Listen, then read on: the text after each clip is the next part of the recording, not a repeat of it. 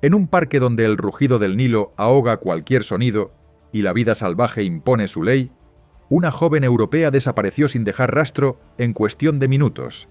Lo que comenzó como la escena casi turística de un safari terminó convirtiéndose en uno de los misterios más incómodos y perturbadores que tocaron suelo africano en el año 2015.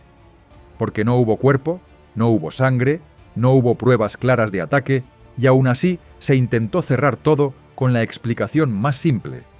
Mientras una familia a miles de kilómetros se enfrentaba a una verdad incompleta y a demasiadas preguntas que nadie parecía dispuesto a responder. Hola, soy Pedro y estás en La Voz del Crimen. Antes de empezar con el vídeo, me encantaría saber desde dónde me estás viendo, así que déjame tu comentario. Tampoco olvides darle me gusta y suscribirte para que no te pierdas ninguna de estas historias criminales reales que nos impactan a todos. Y ahora sí, sin más preámbulos, comenzamos. Sofía Isabella Frederica Coetzee nació el 2 de abril de 1994 en Ámsterdam, hija mediana de Gerard Coetzee y María Kerman. Desde pequeña destacó por una energía magnética que iluminaba cualquier espacio.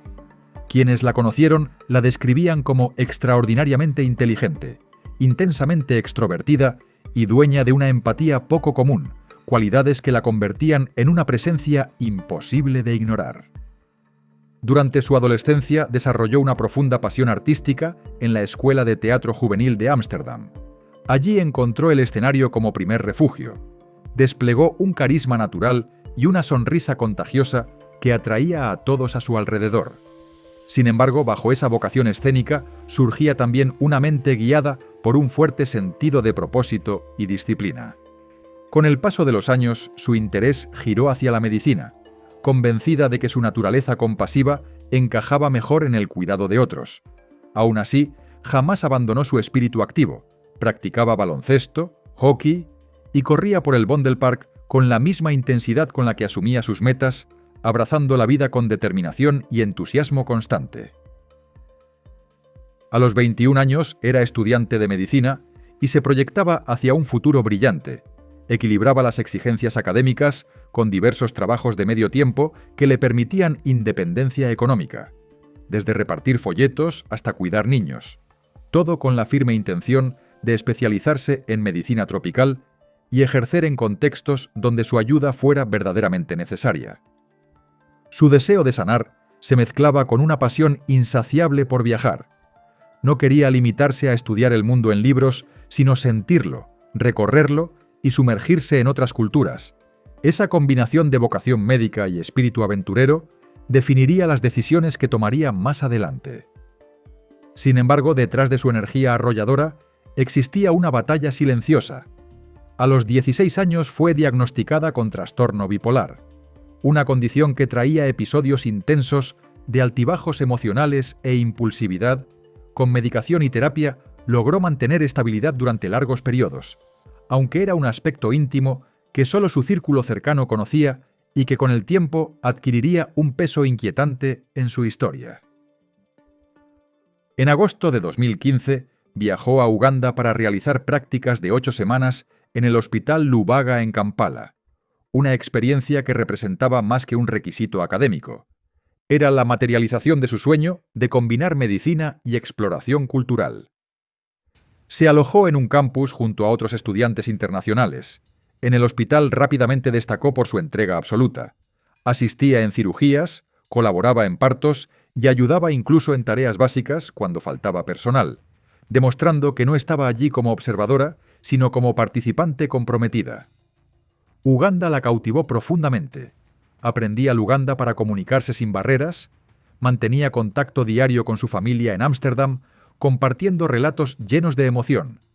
Los niños de Kampala la seguían por su cercanía y calidez, tanto que comenzó a contemplar la posibilidad de regresar tras graduarse y construir allí una vida permanente, convencida de que había encontrado un lugar que resonaba con su esencia. Sus prácticas finalizaron el 22 de octubre de 2015. Sin embargo, Sofía no estaba lista para marcharse. Los 2 meses en Uganda habían despertado un deseo aún mayor de conocer el país en profundidad. Por ello decidió extender su estancia 2 semanas más con la intención de realizar un safari antes de regresar a Ámsterdam. Su decisión no fue improvisada, sino coherente con su carácter aventurero. Quería explorar los paisajes más emblemáticos del país, sentir el corazón salvaje de África y despedirse de Uganda con una experiencia que completara aquel viaje transformador. Desde fuera todo parecía un relato luminoso, una joven brillante que cumplía sueños en tierras lejanas. No obstante, aquella determinación por seguir explorando marcaría el inicio de los acontecimientos que terminarían envolviendo su nombre en un misterio internacional. El 23 de octubre emprendió el safari acompañada por otros 2 estudiantes holandeses y un conductor local que actuaba como guía. Las identidades de estos 3 acompañantes nunca fueron reveladas públicamente, un detalle que con el tiempo aumentaría las sombras alrededor del caso. El itinerario contemplaba un recorrido intenso de 5 días por distintos destinos de Uganda. Visitaron Fort Portal, el Parque Nacional del Valle de Kidepo, Gulu y Pakwetch. Cada parada representaba una nueva experiencia dentro de aquella travesía que combinaba naturaleza, cultura y aventura.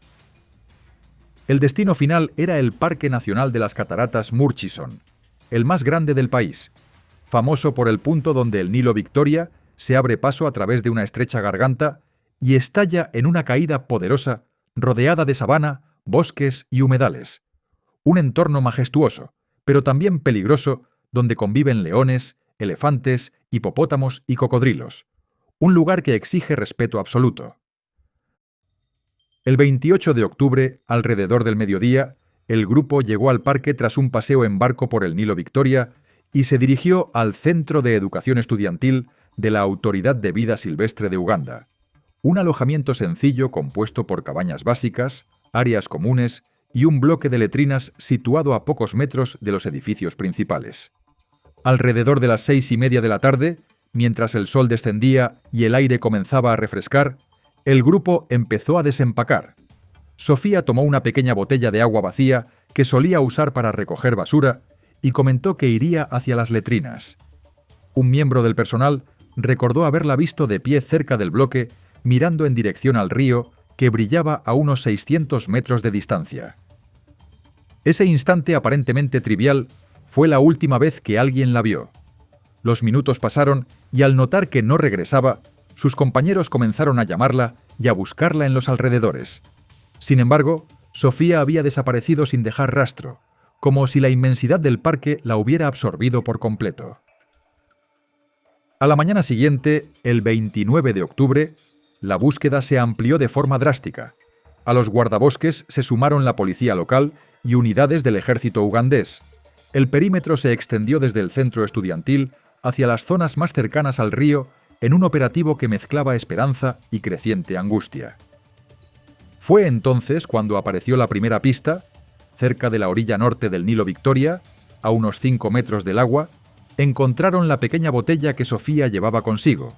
El hallazgo generó más preguntas que respuestas, porque implicaba que habría recorrido sola los 600 metros desde el campamento hasta un terreno peligroso y lleno de vegetación al caer la tarde. Las autoridades comenzaron a inclinarse por una explicación simple y trágica. Sostuvieron que Sofía se habría acercado demasiado al río y que un animal pudo haberla atacado. Una hipótesis que parecía conveniente en un parque donde los depredadores forman parte del ecosistema cotidiano. Antes de seguir, una pausa rápida. Si este tipo de historias te interesa, suscríbete y deja tu me gusta. De esta forma me ayudas mucho a poder seguir trayéndote más casos como este. Ahora sí, continuamos. Durante casi 40 horas no hubo avances significativos hasta que la tarde del 30 de octubre surgió un descubrimiento mucho más inquietante. A unos 50 metros de donde apareció la botella, fueron localizadas varias pertenencias dispersas entre la vegetación. En el lugar había pantalones de senderismo, un solo zapato, gafas de sol, un billete roto y una bolsa de recuerdo vacía. Además, un fragmento de tela que parecía pertenecer a sus pantalones estaba colgado en la rama de un árbol a unos 5 metros de altura. Un detalle que descolocó por completo cualquier explicación lógica. La escena no mostraba sangre, ni marcas de arrastre, ni señales claras de forcejeo. Los objetos parecían esparcidos sin el caos característico de un ataque animal, y lo más inquietante era que guardabosques que habían revisado esa zona el día anterior aseguraron que aquellos objetos no estaban allí, lo que abrió la sospecha de que todo hubiera sido colocado posteriormente. La hipótesis del ataque animal comenzó a desmoronarse a medida que expertos independientes analizaron la escena. Un investigador holandés especializado en supervivencia concluyó que los pantalones parecían haber sido cortados deliberadamente con un cuchillo y luego rasgados, una manipulación incompatible con la acción de un depredador. La ausencia total de sangre o restos biológicos reforzaba la idea de que no hubo un ataque violento en ese lugar. Además, ningún animal distribuye meticulosamente pertenencias ni coloca tela en ramas a varios metros del suelo. Para muchos, la escena tenía signos claros de intervención humana y posible montaje.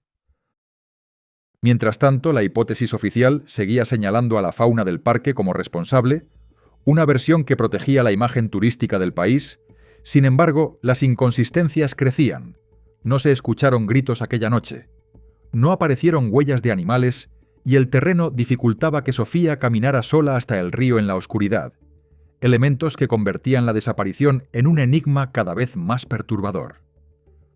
A medida que la hipótesis perdía fuerza, la investigación comenzó a centrarse en la propia Sofía y en su diagnóstico de trastorno bipolar.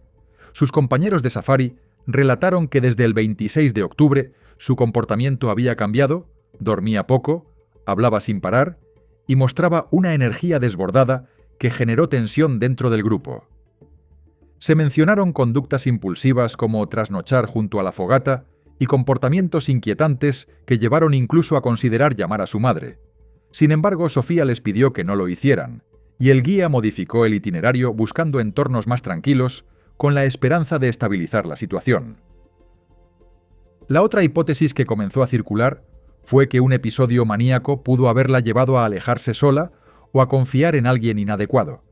No obstante, su familia rechazó con firmeza cualquier idea de autolesión o abandono voluntario, argumentando que estaba llena de planes y profundamente comprometida con su vida y su carrera. El 30 de octubre, Maria Coetzee llegó a Uganda acompañada por funcionarios de la embajada neerlandesa. Su presencia impulsó una búsqueda más amplia que incluyó helicópteros y drones enviados desde los Países Bajos. Aún así, no apareció ningún rastro físico adicional de Sofía. En Uganda, el caso fue tratado brevemente por la prensa bajo la narrativa del ataque animal, mientras en los Países Bajos se convirtió en noticia de alto impacto con cuestionamientos constantes a la versión oficial y exigencias de mayor transparencia.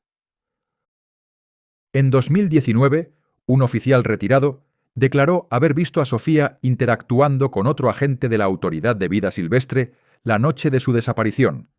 Además, se reveló que a menos de 2 kilómetros había un campamento con aproximadamente 400 reclutas activos. Posteriormente, los análisis forenses en los Países Bajos confirmaron que las pertenencias contenían ADN masculino desconocido, una evidencia que apuntaba directamente a la posible intervención de otra persona. La presencia de ADN masculino desconocido cambió el enfoque del caso hacia la posibilidad de un secuestro o delito. Surgieron sospechas de encubrimiento debido a la rapidez con la que se sostuvo la hipótesis del ataque animal y a la falta de interrogatorios formales a ciertas personas mencionadas en declaraciones clave. María transformó su dolor en una búsqueda incansable de justicia. Regresó más de 20 veces a Uganda, financió investigaciones privadas y logró que en 2019 se ordenara una nueva investigación oficial, aunque el avance fue lento debido a factores externos como la pandemia y procesos electorales. En junio de 2025, el guía turístico fue llevado a juicio por operar sin licencia válida. Durante el proceso, un oficial retirado afirmó que Sofía mostraba comportamientos alterados la noche previa y que había advertido al guía sobre la necesidad de atención médica. Sin embargo, el juicio no abordó directamente su desaparición, dejando intacta la pregunta central que sigue abierta hasta hoy. La hipótesis más oscura es también la que más fuerza ha tomado con el paso de los años. La posibilidad de que Sofía no muriera en la selva, sino que fuera arrancada del parque por manos humanas entrenadas y silenciosas. Un secuestro ejecutado con precisión, donde la ausencia de sangre, de gritos y de huellas no apunta a la naturaleza sino a una intervención calculada. La dispersión casi teatral de sus pertenencias, el fragmento de tela colocado a metros de altura y la presencia de ADN masculino desconocido dibujan un escenario inquietante que encaja más con redes de trata que con la furia de un cocodrilo. Porque los depredadores dejan restos y el río devuelve cuerpos, pero aquí no apareció nada, absolutamente nada. Más perturbador aún es el esfuerzo insistente por sostener la versión del ataque animal desde las primeras horas, una explicación cómoda que protegía la industria turística y evitaba el escándalo internacional, mientras declaraciones clave no se investigaban a fondo. Posibles testigos no eran formalmente interrogados y pruebas surgían con retrasos inexplicables. La narrativa oficial parecía diseñada para cerrar rápido y sin ruido un caso que amenazaba con exponer algo mucho más grave. La sospecha de manipulación y encubrimiento pesa como una sombra permanente sobre las autoridades que prefirieron un accidente salvaje antes que admitir la posibilidad de crimen organizado en su territorio. Y en medio de esa niebla de versiones convenientes, permanece una madre que se niega a aceptar el silencio como respuesta. María convirtió el dolor en una cruzada incansable. Regresó una y otra vez al lugar donde su hija fue vista por última vez. Exigió pruebas, revisó informes y sostuvo el nombre de Sofía cuando otros querían archivarlo. Su lucha es el recordatorio de que detrás de cada expediente hay una vida truncada y una familia que no puede cerrar heridas sin verdad. Porque mientras no haya respuestas, la desaparición no termina y la esperanza, por mínima que sea, sigue respirando. Gracias por acompañarme hasta el final de este caso. Si este contenido te conmovió, te invito a suscribirte, dejar tu me gusta y contarme en los comentarios desde dónde me estás viendo. Eso me ayuda muchísimo a seguir compartiendo historias reales que no deben ser olvidadas. Nos vemos en el próximo vídeo. Hasta pronto.